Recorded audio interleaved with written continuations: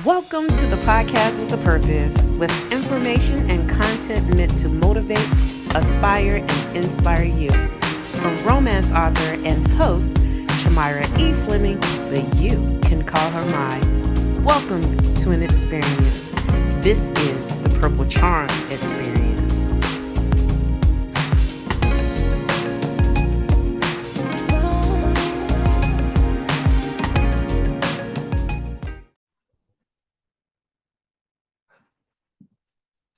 Welcome everyone to another episode of the Purple Charm Experience, where I am your host, Charmyra E. Fleming, but you can call me M.A.I.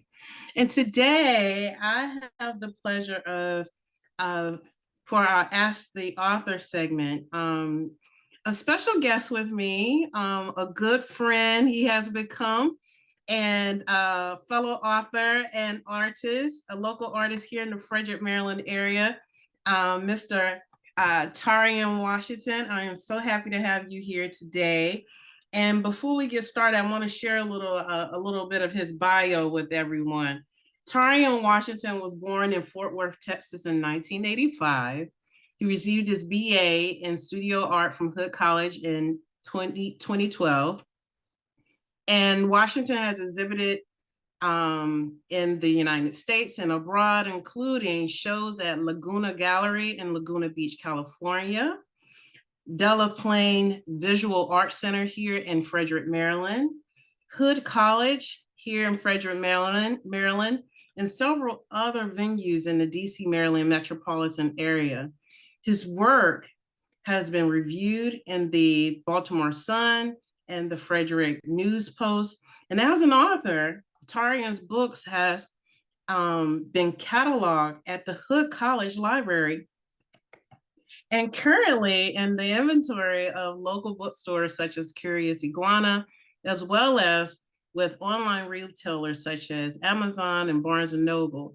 In 2023, Washington received an honorarium from the University of Maryland College Park to deliver a keynote address on African-American contributions in the arts. Tauren currently lives and works here in the Frederick, Maryland area, striving to make art cool again and make money doing it. So it is my distinct pleasure and honor to have such a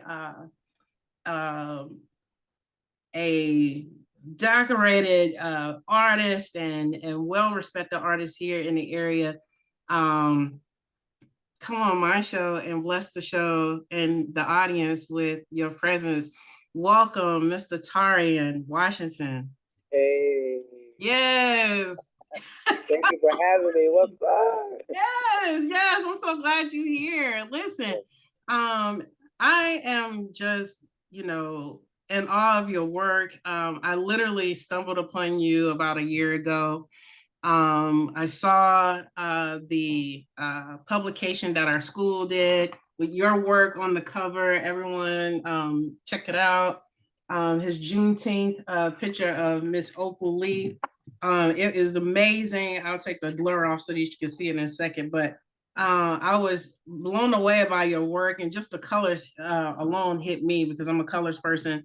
And to find out about the amazing work that you was doing here in this area, I could not support. So why don't you tell us a little bit more about your background and how you came to be in this area and what that means to you. Oh wow. I'll give you the short version, but my parents are in the military, so I think that was a key in my life because I was exposed to so many different environments. Had I been where I'm from in Fort Worth, Texas, I probably wouldn't have developed to the person I am today. But by being exposed to different environments, places, cultures, experiences, things, because I actually lived in Panama for about a year and a half. So Oh, wow. yeah, so that's how I came to Maryland, Frederick, Maryland, by way of Fort Detrick. Mother's in the military. But no, art has always been something embedded in me. I think it's more so ideas because as a kid, I always my grandma says I was like a toddler scribbling in her encyclopedia. So I used to just like make scribbles, and it was something that I always do. I don't think I had an inherent like some people have like prodigy level talent or something out the gate. I just kept doing it, but I think my learning skills is what really, because I'm passionate, I love what I'm doing, but a part of my like my makeup is like I want to master things that I'm interested in, so I keep figuring out ways like cheat codes, and I think that's what I've been able to do as an artist. Wow, that's amazing. And so, you know, unlike some of my other guests who, are straight authors, you come into this space differently. You come into it through your artwork. And so, you know, I find it interesting that you're able to blend the two. So if you don't mind, could you share with us, how do you marry these two worlds? They're completely different creative spaces, and not many people can thrive in both. And you found a way to bridge the gap between the two and make a space, a lane for yourself. Tell us about that. Yes, so it's interesting that like how people say like rappers want to hoop and then hoopers want to rap. Like I think as an artist, I always was interested in like writing, but like most of my sketchbooks were actually words. So Mm, I knew what it was in my head. So I didn't really like a lot of people be shocked to look at my books. Like there's a lot of notes here, but I just used to write like what I want or how I would describe it with writing what I want to see in my head. And then I've always been a fan of comics. I was a Marvel head, so I actually drew my own comics as a kid. But when I yeah. started going towards high school, I want to do more something traditional in terms of like Mm-hmm. painting and drawing. But no, I just it's weird. I feel like I went through like a 360 moment. I kind of got the bug in 2017. I was like, you know what? Like, what if like because I all these years I've been doing stuff more on the fine art side, and I was like, well, what if I get back into like comic books like I used to like, but like make my own, and Right. with my skills that have been elevated over the years, I was like, let me go back into it. I think and then also toying with Adobe Photoshop, and then now that I made my first published book and working on my second that's coming out next month, I think it's more so just how do I get better as a writer and Mm, the flow of the story, and just trying to mm-hmm, make it mm-hmm. something like really original and like still inspired by things that exist, but kind of make it my own. And Right. yeah, that's been the challenge, which is fun. Mm-hmm, mm-hmm. Um, and when you are working on your books, and your artwork, I know most artists have a message that they're trying to get across to the audience, to people who are viewing their work. Do you find it easier for you to convey your messages through your comments now, or through does having done the first comic book, do you find that as an artist it allows you a little bit more freedom to be able to express your messages, in both spaces now? Do you find yourself opened up a little bit more in terms of the messaging that you're trying to convey? It's interesting because I still feel like my comic is almost like a concept. It's like conceptual art, but it's in the medium of comics. So Mm-hmm. I'm still thinking of a fine artist that is trying to be sophisticated Yeah. visually, but I'm just using the medium of comics. I think that's something I'm able to spread spread more to people. So Right. and then kind of use this kind of intellectual property and do like I can go into film, I can go into cartoons. Yeah. So I think the message is it's crazy because I think I do appreciate what Marvel's doing. Like they're trying to, you know, I gotta think about like the main heroes. They're all white, and Mm-hmm. to Mm-hmm. me, diversity and inclusion is important. I feel like the black perspective is important. So Yeah.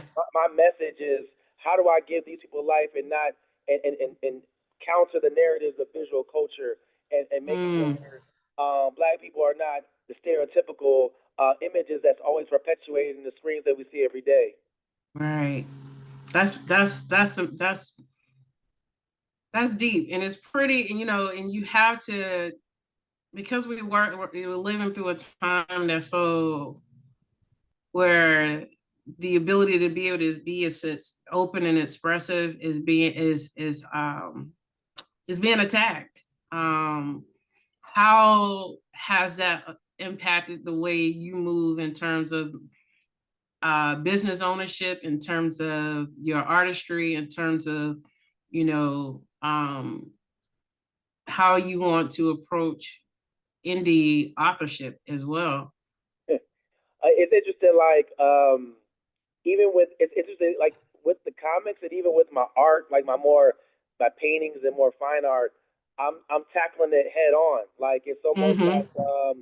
like even in my comics, it's not even like it's in some far off time. I actually have my heroes in today's time, and Yeah. the first comic was actually right before the election, and so the book that I'm finishing up now is actually like you see the first 100 days of office of Trump. So like Oh, how my heroes are dealing with it, and what's next, and what's the next threat. So I really want to basically like I think that's been our thing about either what assimilation or segregation.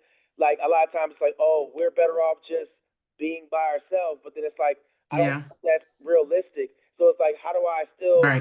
attach myself to the mainstream, like ride the coattails of these systems that are already established, but do it to my own advantage. Mm-hmm. Mm-hmm. So like I guess an example in business would be, oh, I have my own book, but I'm using Amazon and Barnes and Nobles as giants to get out there. Or if I want to get the marketing of my stuff out there, let me ride the coattails of YouTube, and still kind of do some other like direct to consumer or face to face, person to person, but still use these big giants to get out there, but and do it and spread the message in my own way. And it's definitely some challenges, Mm-hmm. but but at the same time, it's like I know it's gonna make sense when it's all said and done. Right. Do you feel that the work that you're doing um feels like a new age activism in a sense? It, Um yeah, yeah. because I feel like, because you know, I've been watching you, and trust me, everybody, listen, when Taurean sees something that ain't right, he says something. You know, he's not letting it like ride. So and I appreciate that, because you know, as authors, particularly Black authors, um, and the opportunities for us to get our books in front of people, even as indie author, that whole lane for anyone, I don't care what color you are, is challenging, but it is even more challenging for us who are authors of color.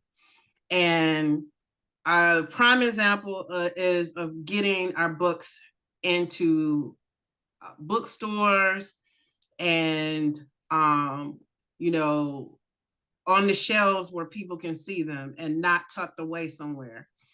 You know, how has that been? Because I know that there, you know, you had your challenges, and there is some you know, some stuff that happened here.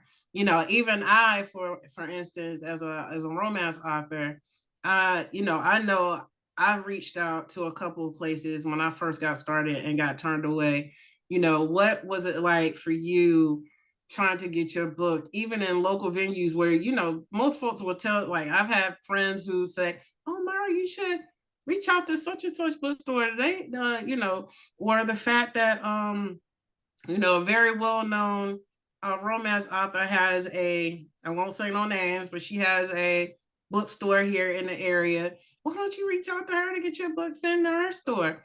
And even even some black owned bookstores aren't as willing to bring our stuff in. So talk to us a little bit about some of the challenges that you face and how you've navigated that in a nuanced way, to see some success, because what you're doing and what you've done has opened up doors even for people like me. Wow. I feel like it's trial and error, but like even here locally, and that's the thing, like what you said, like when someone's like, "Hey, you're an author, you could go here," and then but they don't see that even if you go there, that establishment gets to choose if they want you or not. And Right. so and then and essentially it's more so like they're buying your book to resell it. So Right. does it fit their outlook of their aesthetic of their store or what they're trying to promote, their bottom line? Does it feed their customers? So I had a situation, and I'm not trying to say the store, Yeah, but you ain't gotta drop no names. but no, it was like first I actually tried to get an author talk, and they actually are tied to the local library. So it was actually I reached out to them and I reached out to the library. Both of them were like, oh, "Okay, that's great." Then when they looked at the ISBN and read the synopsis of the book, they're like, "Well, I don't know," and they rejected. And so I was like, man, like just because of what it is, it's very political, Yeah. and but also it's a satire, but it's also like something different. It's not your Yeah. typical Iron Man, Spider Man, whatever. Right. So, but then I was like, okay, well maybe I go to route, and I sent that one bookstore the request to have it in their store, and then they're like after a while they're like, oh well, we're not able to have your book in the store. Unfortunately, we're not able to book you in the store. Okay, thank you. And I'm like, so a normal person would have been like, okay, but I'm like, no, I need you to tell me why. Like, why? Is it Right. like you're not doing it at all, or is this some books? Or not right now, or Yeah, yeah, and I want to know, if is it it's me, me. or is it what I stand for, or what my art is about? And then they didn't even give me a chance to like investigate. They said, "Hey, we bought a copy of your book," and then I was like, "Okay." And what's interesting is people like I went by the store just to check, and that's the thing. A lot of artists, a lot of writers, a lot of authors, they don't follow through on their work a lot of times. So I went to the store. I was like, let me see if it's there. So I went to Mm-hmm. see if it was there. The person that bought my book was different than the person at the store, and that's the thing Oh, too. So it's like there's different people that you may deal with in the organization, and it's kind of good to like build a rapport with all of them. So she opened the store and she's like, you know what? That's your book, okay? And then she took a picture of me in front of the store, mm, and then she's like, you know what? I'm gonna put you on the Instagram story. She put me on the Instagram story. People that they didn't know that I knew, so and I didn't know that they knew the store. They like, oh, that's Taurean, and they went to buy my book. And so wow. now instead of that one book they bought more books because they saw the demand. So Yeah, it's starting to like build as like people. I think that, the traction was building. but also my reputation as a visual fine artist is intersecting with this author kind of realm. And I think people that know me as a painter and an artist, like, oh, wait a minute, he got a book. And then now those two audiences starting to come together. So That's awesome. the more that I do, the more steam kind of builds on that way. I love that. I love that. And you see, that momentum, that little bit of momentum that you started for yourself, will probably make it easier for someone like me to reach out to see if I can get my book in there. Yes, ma'am. Because, I know when I went there, I don't think they had anyone that looked like me that was writing romance novels on their shelves that I could see when I went in. And they're more, I don't know, like their books were more children's, geared towards children too, which could be another reason why they didn't pick me up. But I mean, nevertheless, I'll try some other places. But I love what you did there because it shows that you're unapologetic about your work. And in the times that we're living in right now, we have to be stand firm on our convictions and what we believe in and our values, and not waver from them, because so much is coming at us to tear us down and to remove our voices. And I just love what you're doing because I think you're setting a good example, and you creating pathways for new authors to come through behind you, new artists who are rising up, like my son, guys, if you guys don't know this, but Taurean it teaches a creative illustration course at Hood College as well. And it was a 10-week course that he did this spring of 2025. And my oldest son, 11 years old, took this course with him and was guided through the ways in which of how to bring his artwork to the comic book realm and end up with a finished product at the end of the 10 weeks, where Taurean helped him self-publish his own first book. And I am so grateful for that, because not only is he learning about the arts and using his creative muscles, but he's also learning about business and how to start his own business. And I'm just telling you, we need Black men like Taurean out here doing what he's doing and creating, spaces where our young men, young boys and girls, but particularly our young Black boys, have someone that they can look up to, that are teaching them the way that they need to go. And I think it's so valuable. And I've thanked you behind the scenes, but I want to publicly thank you again. And I will always support anything that you're doing, because I think you're fresh. You have like this drive about you that's infectious. And my mantra is to motivate, inspire, inspire. That's what mine means. I live by that every day. And you are a walking, living example of what my mission and what my goal is in life. And anytime I meet people that are doing it, I always say, you are my inspiration. You are my motivation. You made me aspire to be better. So I thank you for that. And so with that, we coming up on Juneteenth and everything. And, this is almost a 1-year anniversary from when you did the painting a year ago and had this feature at the school. What did that mean for you to have that honor, and the backstory of how you came to meet Miss Opal Lee? I was intrigued, and like it just, we talk about, divine energy and how things are supposed to come into alignment when they come into alignment. And, and the fact that she was part of your network and within your community back in Texas was amazing to me. Can you talk a little bit about what that meant to do that work?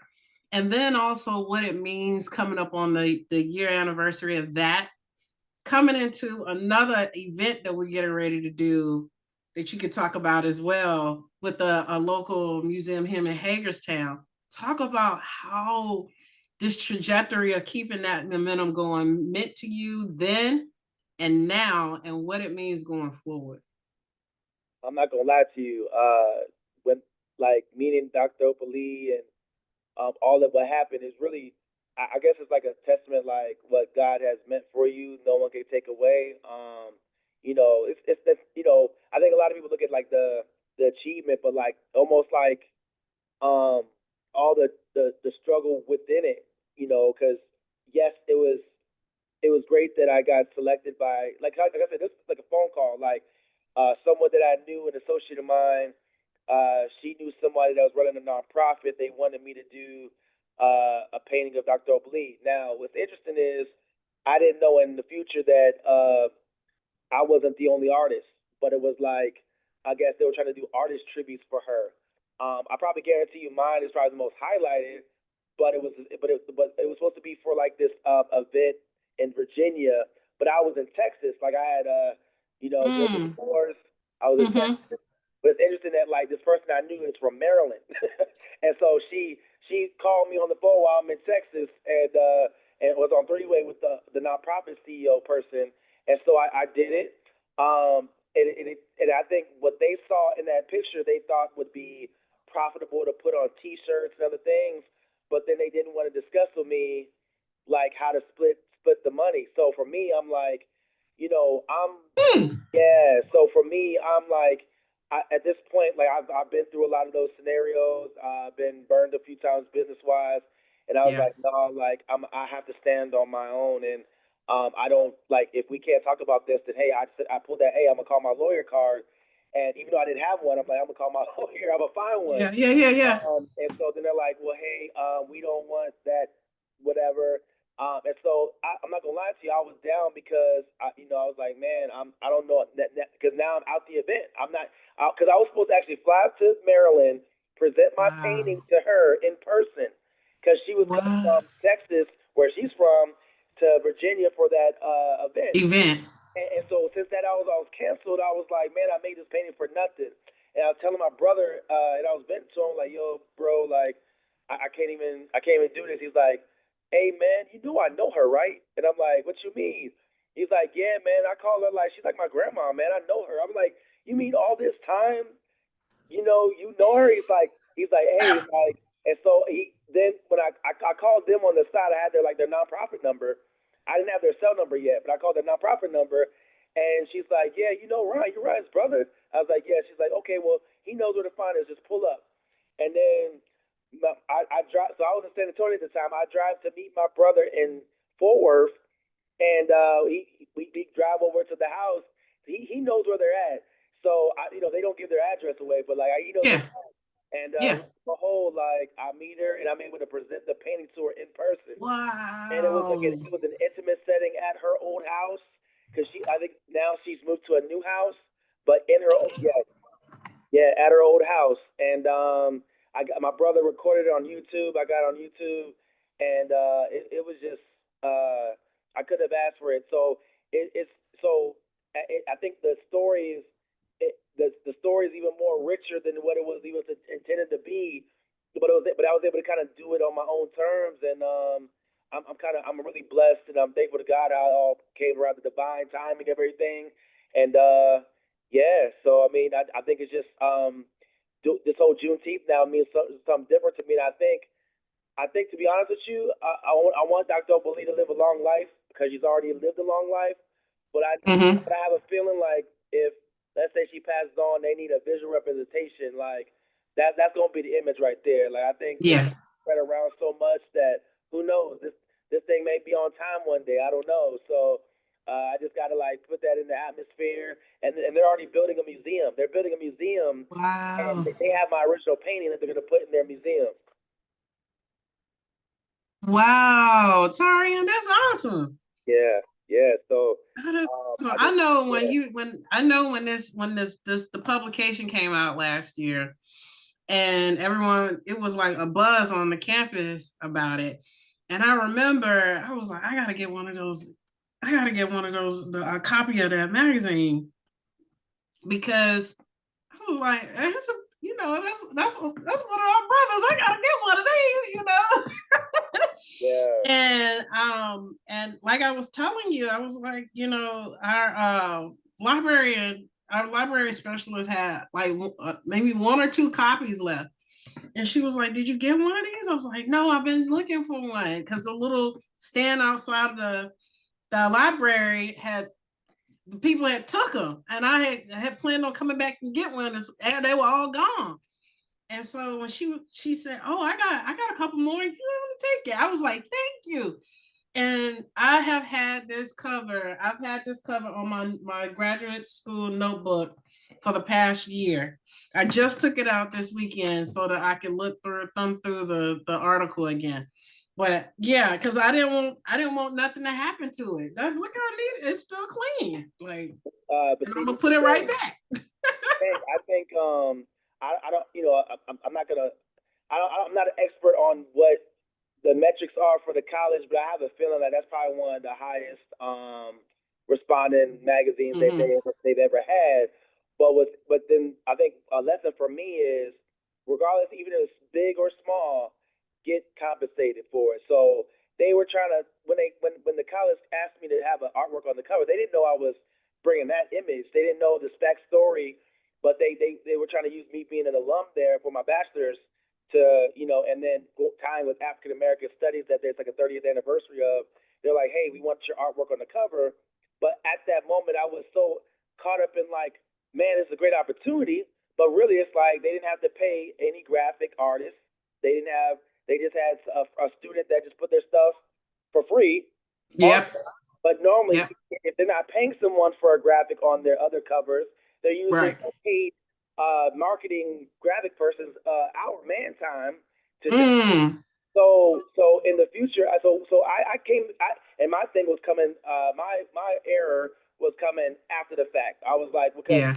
they didn't mention it first, like, yeah, we're thinking about commissioning you, but they never followed up with like. And I was Yeah. like, hey, what was it that you guys are following up with? Like, this magazine is doing well. Like, what's like you guys, I thought you guys were going to follow through with that. And like, well, Mm-hmm. discussed it, but that was just a preliminary. You know what I mean? So in the future, that's something like anything up front, like they want to talk about. Nah, let's talk about money. Yes, Yeah, you gotta have a contract. but Yeah. all that's nice and great, but definitely like compensation would be, something. I think paying somebody something, even if it's something small, is just the Yeah. principle of Yeah. someone's value. Yeah. I agree with that. And that's something as people who are creatives like us, I know at times it's difficult to, we consciously have to remind ourselves that our work is of value and to charge what we are worth, you know. And a lot of times people think because they know you that you're supposed to give them a deal. And that's not the case and shouldn't be the case because we work hard for our skill set. Yes, we have God given talents and gifts, but we still pay to hone our craft. You're not going to school for your health, you know. You going to school to better yourself and to hone your skill. And so at the end of the day, yes, this is artwork, but it's also your product. You know, Yeah, yeah. I you mean, show up your brand, you are your brand. You show up, you are the product too, you know. yeah, These hands that you using, this is right here, this pen yeah. is what creates my product. And I have to charge accordingly, and this brain of mine that I use when I'm doing other stuff that's creative as well. So I get it. And people will, like, I remember one of the first, when I first started my company, and I was, trying to do like the consulting piece, to do the kind of like the graphic stuff, but like documents and create like polished documents and everything for people. And there was this one business that was using me, that wanted to use me because of my connection to my previous employer. And they was trying to get me to tell information about an RFP that they were interested in applying for. But she wanted me to do the work to create the package for the RFP, and was trying to ask me certain questions. I was like, I can't tell you that. I can't talk to you about that. That will be a conflict of interest for me to discuss that. But I can help you with I can put the package together. You give me the information you want in the package. I'll do the final product for you so you can submit it. And but what made me mad was when I told her what my rate was to do as a consultant, and she wanted to charge me something half of what I asked for. Wow. And I said, absolutely not. Absolutely not. And so it was the first time that I had to say no to a job. And then they tried to make me act as if I was an employee of theirs. I'm not your employee. I do the work. I'm doing this contractor work for you, but I don't work. I'm not working for your organization. Not an employee of your company. You're not going to treat me as such, and you're not going to pay me peanuts. Yes. And she never paid me for the work that I did. And I did a whole, half of the work. I sent her my contract and everything. Never signed my contract. You You know know. what? I think I think that's the thing that what you're saying. I feel is like knowing your value, and Yep. I've gone through that whole thing where I'm like desperate to like get a sale, so I was lowering my standards, and then I realized I was like, man, I feel like I'm like on the streets like selling myself, and like I give all this to someone and they just give me $5, and Mm-hmm. when I had a little trials and tribulations when I actually was the had my own kiosk at a BX Oh wow. so I was actually down in Texas last year, and for about 4 or 5 months, I was every day from like Monday to Sunday. I'd have my own little booth in their little military mall, and like Mm-hmm. that was my like I feel like baptism in fire. Like I feel like at the end of that, I felt more comfortable just saying this is my price, Yeah. and and in strategic ways I forced the issue, and people didn't have an argument about it. Like Mm-hmm. it's almost like you have to be the temperature, like you have to like be the barometer, like you gotta set the Right. temperature, and they'll follow based off that. Because I realized my counterparts, white otherwise, they do maybe They have no problem three going in times and more what saying, I'm charging, and they're like, okay, yeah, and some of that is like not even the art. It's like the exclusivity, or yeah, it's like a certain like it's almost like it's you go to Nike and Skechers, it's the same type of shoe, but because it has a thing about being Nike, something's associated with Nike, and I yep, and I realized early on I was like, I don't want to be with the rich. Like I don't want my art to cater to the rich and follow this uh, right. white Eurocentric system that really doesn't help anybody of color. I want art for the everyday person, the 99%. And if I can get to the 99%, because that's who's going to be seeing this more than often than the 1%, because those guys you don't see them. They're in exclusive places, you can't find them. But in terms of like the everyday people, if I get the everyday people to talk and like have dialogue, then that's what it's all about. I agree. I completely agree with that because it took me a long time to get to a point where I was comfortable enough to be able to say what I think I'm worth, even when I'm doing side work, because I don't know. It's just like I felt, it's like that, like you said, is getting the confidence and to be able to know your worth, you know, knowing your worth and your value and being able to walk into a room and tell the person, you know, whoever is trying to hire you, uh, that what that number is. And for me, I think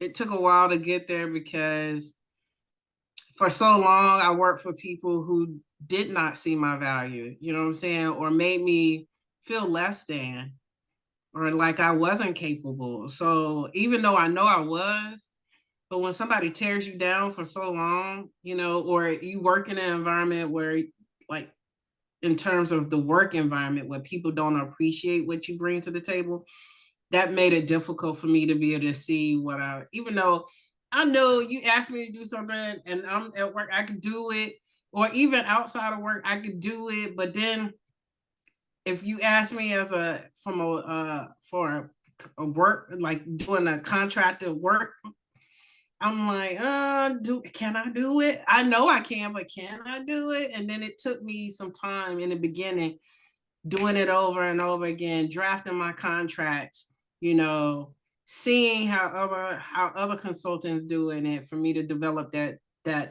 confidence that I needed to be able to say, now I can, but it took a while to get there, you know. I'm glad I'm there, but Yeah. all that to say, I completely. How do you feel? Like Prince. I everybody, I love Yeah. Prince. So this is the part where I bring in Prince because Prince Okay. was very, very big on owning your own stuff, your intellectual property and everything. And it was one of the first things, like when I became an author, when I started writing my first book, one of the things that was important for me was to own every bit of my intellectual property. Everything that I created, I wanted to have, I wanted to own it. I knew I wasn't going to have traditional publishing backing me. And so that's why I've gone, completely hard in the paint in terms of the business aspect, my marketing, everything you see that is Creative Cafe was created by me. I wanted people not only to know my name, but to know my brand, Creative Cafe, or know the M.A.I brand. How important has that been for you in terms of your, not just your artwork, because that's a given, but making sure that everything that you do interconnects and ties into the branding, the Tauren Washington overall brand, that Taurean universe. How do you make sure all that stuff flows too? And how important was that in the beginning for you to make sure that you maintain your ownership? I'm not gonna lie to you. I've been in situations where, like someone will like like at jobs early on in my career, like I have an idea and I'm just thinking like, hey, like I'm trying to help, and I've had employers, or heads of companies use my ideas or steal my ideas, and I'm talking about like stuff that's like you be like, man, that's a big idea. Like I'll give you one where I actually I connected with Olympic gold medalist Dominic Dawes to come see my the kids program I had, and they actually like my employer and them, they took that project that I developed, and actually it's interesting because Mm, I said, hey, like I think I could bring a celebrity here. I think I could bring a public figure, and they laughed at me. They laughed at me in the meeting. And then when I did it, then they're like, "Oh well, hey, we got this now." Like no. and so those things really shaped me. Of course, I was upset at the time, but I've also noticed that simultaneously in like my art career, where like people would steal my ideas, the artists would kind of do some of my styles. So I was like, early on, I was like, no, I want my stuff copywritten. I want my I already have a few things filed with the copyright, and then going further, I'm like, I want my stuff trademarked. So that's a little pricey, but I Yeah. definitely like, and it's like also like learning the way to file it, and they have these little Mm-hmm. things. It seems like there's these little things in a way to make it where you can't even they don't want to approve it for you.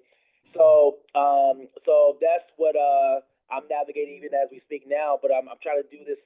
I'm always thinking long game because Yeah. like when people always want to do the short and quick, but I'm like, nah, like I want that like that longevity money. I want that longevity career. I want that longevity impact. And so I might I know like I could have done a few things to get on the viral train on certain Yeah. things, Yeah. Yeah.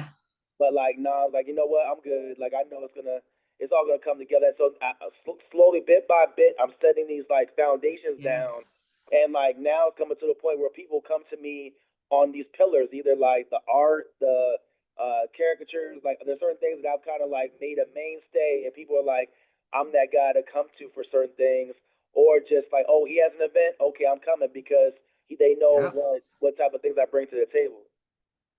I love what you said because that was one of the things that was important to me. Because, okay, when you start off, no one knows who you are.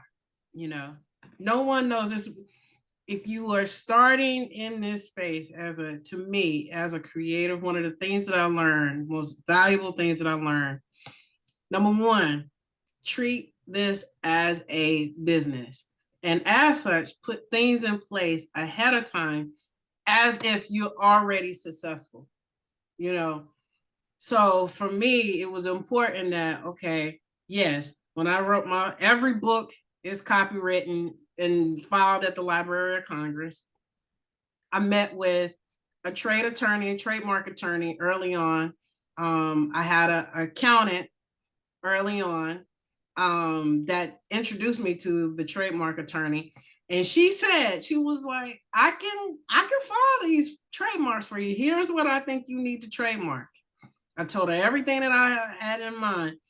the Purple Charm series, the Purple Charm experience, M.A.I, all of that. I told her all of that.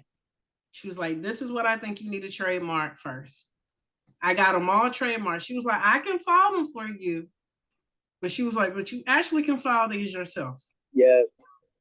She was like, you actually can file these yourself. She was like, it's tedious and most people don't want to go through the process, but you can do it yourself. I ended up doing it myself. Yes, it is pricey, but it's so worth it to own your own, have all of your service marks and all your service marks and your, everything that you use on your stuff trademarked and registered with a number and a certificate that you get and you own. And then you have to renew them. But having that is such, it makes you sleep better at night because you know that if somebody take your stuff, you can come after them. You have the grounds to at least say, hey, stop. Even if you don't have, like you said, even if you don't have a lawyer, like, listen, this is my trademark. Here it is. You gotta stop on sending my lawyers after you. But see, I think my also my approach is being proactive. So yeah, and I think that's what I've been doing in everything as an artist. Where I guess now I got a system now, but essentially I would kind of almost make my own press releases for events. Yeah. Yes. Yep. And so then and then people, it's interesting. People I don't know, how'd you get a newspaper? I asked. Yeah. So I would just boldly be asking, and as an artist, all my gallery exhibitions, a lot of them Fresh News Post, Baltimore Sun. I'm in the paper, and even if it wasn't even as an article, they would put me on a little blurb somewhere. What's going on? So, but what I mean to say is that with this internet age, a lot of times by social media or I like the hashtags. I build the SEO to where you type that and it pops up under me. So almost everybody. I mean, I know I'm guilty. You have to be very intentional. I'm guilty as charged for Googling myself. So right now I got about at least 3 different pages that you go through from Google that you can find my name with all my stuff. So I'm trying to keep building that search with all my different things and have that intersect. So if someone types it and tries to think, oh, maybe is it taken? And they're going to immediately see me. That's what I'm trying to prevent. Even while I get the other things processed with trademark and copyright, they're going to look at that, oh, it exists. You know what I mean? Same here. Same here. You Google anything that has to do with my name, my business chart to a Creative Cabaret or a Purple Charm experience, any of that, you'll see all of my stuff. And it's about being intentional. Yes. I agree. And moving with intention because some people just want to jump out there and just do everything and throw it at the wall, pay folks to do stuff. I am so proud to say that I've organically grown my following since the very beginning. And even though I don't have 5,000 or 100 or something thousand followers, I'd much rather have my 1,200 followers who are engaged with me, who genuinely engage with me and support me whenever I put stuff out, than have that many hundreds and thousands of followers and can't even convert them to buying one book. Yes. And that's a big difference. Who in the world wants that many followers and you can't even convert them to doing, when you put out a call to action and ask them to do something, they don't support you. You don't I don't want that. I want organic followers who are people I can communicate with, and I put something up, they talking to me in the comments, or or they're loving what I do, and that's what I want. And see, so I think you have people who I think they're in the wrong skills. They're not using their proper skill set, because some people who are influencers, it's almost they're trying to be I'm not saying that there's not artists that are not influencers, but some people have influencing a high they may be better doing public speaking or other certain things, but they're trying to get into a certain thing, and like their quality of their skill in that medium is not top tier. And so Right. for me, I'm like, I want to at least be like as close to expert Mm-hmm.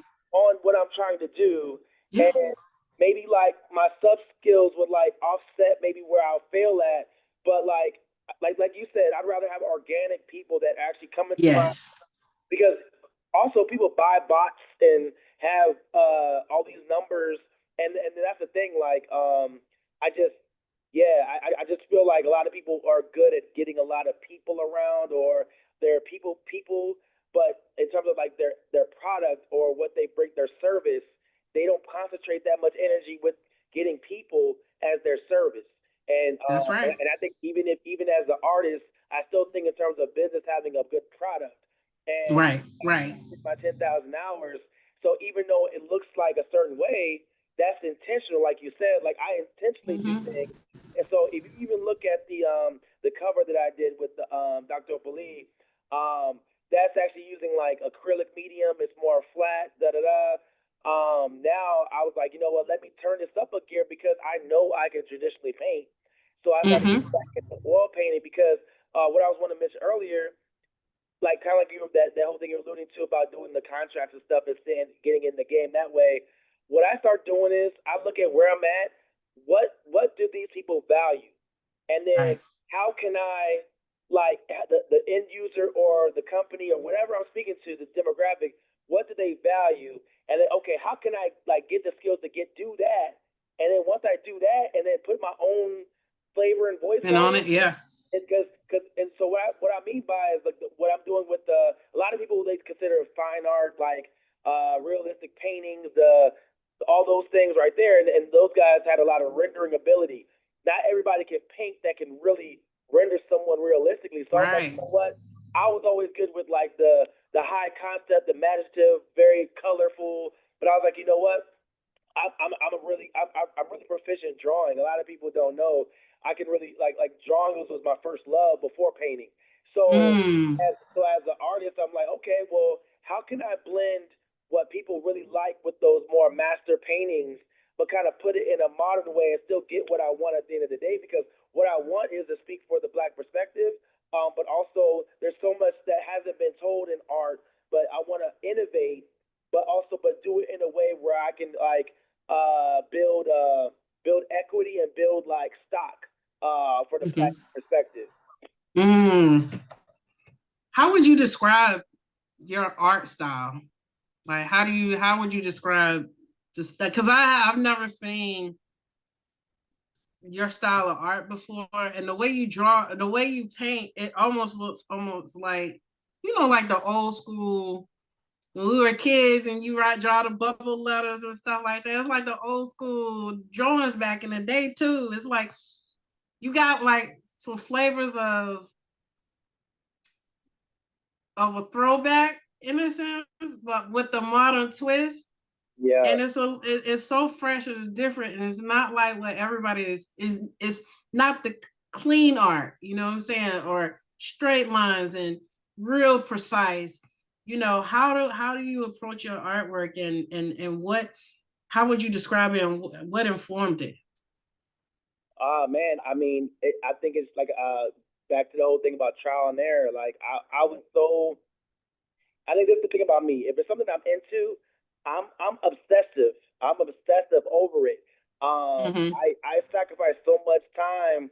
I went through so many different styles, but what I was trying to find, I was trying to find a solution to how to like penetrate the times in a certain way. Like um it was almost like my art went good, then great, then went bad. Like it's weird how that happens like that. But like, but Mm-hmm. you can actually be bad. You can make yourself bad. So, but no, I think it's more so like I started out with cartooning, but I'm a Oh, wow. yeah, so that's how I got. That's what me going back to comics is about because I wanted to be an animator and cartoonist when I was younger, and Really? all I did was comics and animation, and I did flip books and all that. So when you see those bold lines, that's kind of like what it's about. Was like I used to do that black outline you see in cartoons all the time. I really like that bold Mm. punch. But then as I got more into like fine art, and I like the use of color. I like I like how I can do that. I can have color to bounce off and like give it energy. Mm-hmm. And then so it's kind of like I'm a fan of Basquiat. I'm a fan of Mm-hmm. Picasso. So there's certain like artists where I just like literally looked at and like, oh, I like this about this. Take that, like this, took that, and then Mm-hmm. inform and then synthesize that with my perspective as a elder millennial African American man. But you Mm. know, so I think all those little components I bring in there because it's interesting in the field of art. There are black men in the spaces, but sometimes they're homosexual or gay. And a lot of those guys are predominant in what we see. Like, Mm-hmm. so I really want to bring some like male testosterone, but then also like someone that's not like 60 years old. Like there's Mm-hmm. a hip hop flavor to it as well. And so I try Mm-hmm. to bring it's basically it's like a gumbo. It's like a whole gumbo of all that together. That's awesome. That is awesome. I love that. I love it. Well, I know we are rounding up on coming up on the 2 o'clock hour, and I want to be respectful of your time.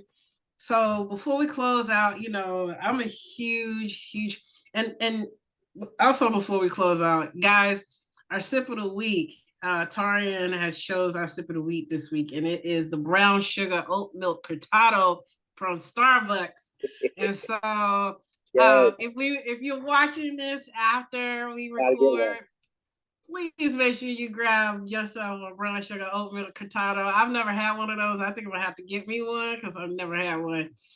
So that's gonna be, and then before we go, Tarian, I want to ask you a quick Prince question, and then also ask you to please, let us know how we can follow you or your contact information on social, any upcoming events and things like that, and anything else you want to tell us about that you would like to, like, last parting words that you like to share with the group, with the audience. But my Prince question is, what is your favorite Prince song, and maybe a Prince memory? What is something about Prince that maybe inform your artwork, maybe how you approach your maybe your rap a little bit? Is it something about him that you can say that that you bring into any of the work that you do, to give him a little little nod, or is there a song that you listen to whenever you're working? Tell Oh us. man, with Prince, I cannot say anything further without mentioning my mom. My mom is the ultimate Prince fan. Like Really? yes, that yo, my mom don't play. Like I feel like you and her need to like get together because I swear she got a little. Yeah. She has literally a shrine in her house of all this Prince stuff. Yeah, but like that's her thing. She like it's so. I used to listen to Dove's Cry all the time. Yes. And I ain't gonna lie, like I like Purple Rain the album. I like Purple Rain the movie because she played it all the time too. Uh-huh. But when I got a little bit older in my teenage years, when that one song called my name off of Yes. Psychology, man, Yep. I was like, yo, if it's not call my name, I like the Diamonds and Pearls. You know Yes. what I'm saying? So Yes. yeah, so I like it's like I like Prince when he gets in his R&B ish bag. You know, Yeah. like he could do it. You know what I'm saying? So that's why I'll be like, ooh, like he really like okay. But I think about him. He's the ultimate artist to me in terms of like really fighting for what is his. But then also I like how he's because people don't they talk about him singing and stuff, but like him as an instrumentalist, a lot of Mm-hmm. people kind of you know don't really talk about how intricate he is and he makes his own songs. That's what I see as like me as a visual artist. Like I'm not like even with like the comic book, I'm writing, creating, right, and illustrating at the same time. Same with me as a painter. Like other than I'm using a paintbrush, I'm using spray paint. Um, I'm using charcoal, pastel. So there's different instruments that I'm using other than just like a paintbrush. A good parallel. Yeah, so I really see that like it's about I really like the process and what I'm a studio rat. Like I like the process of like how to improve and tweak and like every time I paint, every time I create, I want to see how I can like evolve. And I think that Yeah. that ultimate person that's evolved over the years. Yeah. I agree. He was constantly pushing the bar on his music growth. And what I do love about who he was and how we are is that just like you just parallel the two, the multi instrumentalist with how he was with his music with your art. I think about the fact that he was more than one thing. He was, yes, a musician, but he was also a businessman. He was also, this person who was a quiet activist. You know, he did a lot of things, and I can see a lot of like him and you just now when I said that, because your activism is not quiet. You know, you are definitely pushing the bar, and I love it. And I was gonna say you might want to check out the Rainbow Children album. It kind of, the spirit and the feel of that album is because that was when he was in his jazz phase. But I feel like the work that you're putting out right now and the mood of where you are in your career, I think that album could speak to what you're doing too.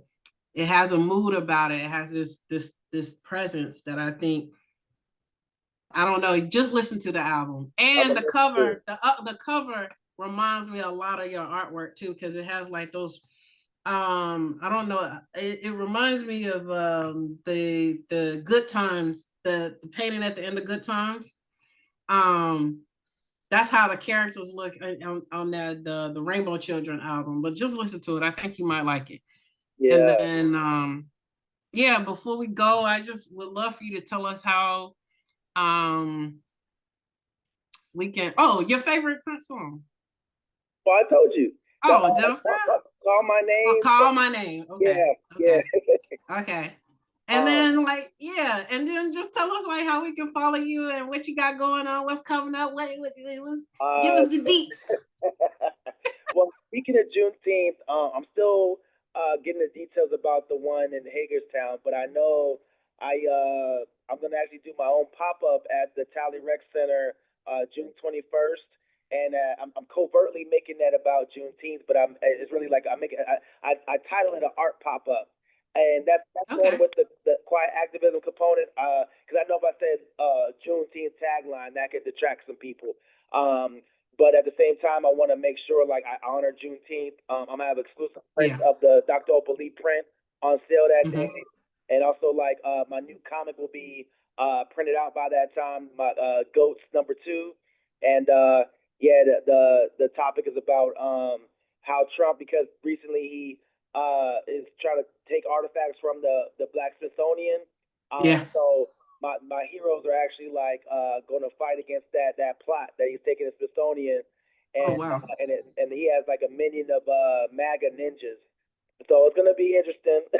And then also my new website. I have a new website called www.taurianverse.com.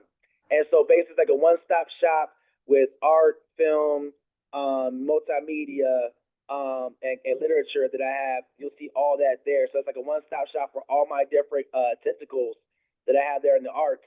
And also, I also have another site that's called Creation TV. So it's www. The letter CR, the number 8, and then N, the number letter N, TV.com. So Okay. what I'm doing with that is basically making all my art content that goes there. So it's almost like a YouTube of visual art for the visual arts. And Okay. so It's almost like a gallery, an art gallery, well, online art gallery, it's maybe. almost like YouTube. It's almost like an art YouTube. Oh. So Oh, okay. basically, it's all videos, all creative content. I have my own podcast where I'm interviewing artists, but then I also have I'm going to be coming up with content that's going to be talking about bringing hip hop and art together in various creative ways. Also going to have like my own like Bob Ross kind of situation. Love it. So all that content you'll find there, and it's really just about like being the avant-garde of entertainment. Okay, awesome. And anything else you want to add? Just I would say if this is something that you want to do, whether it's in art or business, or you have to follow through. Like this comic that's now starting to get steam in bookstores. It's 7 months after I made it. 7 months. A lot of people would have given up and like, oh well, but I kept going. And it's like don't be afraid to like you know, like sometimes it's not your season, right? So even though you had your seeds, maybe your seeds need to go on a different like type of ground. And trust me, like me being in Texas, I realized that's not my place to grow because the cultural landscape's different. It's a red state, all these other things. So but also I felt like the battle test that I had in Texas, I learned a lot of skills, and then now that I put it in Maryland and back in here, it's the perfect place to blossom. And even like I was in Howard County, the things that I'm doing in Frederick County is way more than I did in Howard County. And Howard County is supposed to be the diverse county and affluent place. So it's Mm-hmm. just really about the timing, the environment, but also at the same time, you got to be the constant in order for it to change, in order for you to see things to grow. I love it. I love it. Well, guys, you heard it here. I am so thankful to have Mr. Tauren Washington come through and bless the Purple Charm Experience podcast today. It's been an amazing conversation. I hope that you be willing to come back and share more about what you're working on and how we can continue to support you. And guys, this episode will be up on YouTube soon. Also, audio will be available on all streaming platforms, Audible as well. So you'll be able to get it on iHeart, Apple Podcasts, all of them. I'll be putting it up in a couple weeks. So not this week, but the following week. But thank you so much, Tauren, for coming. I greatly appreciate you. This has been amazing. And with that, I say peace. Bye, everybody.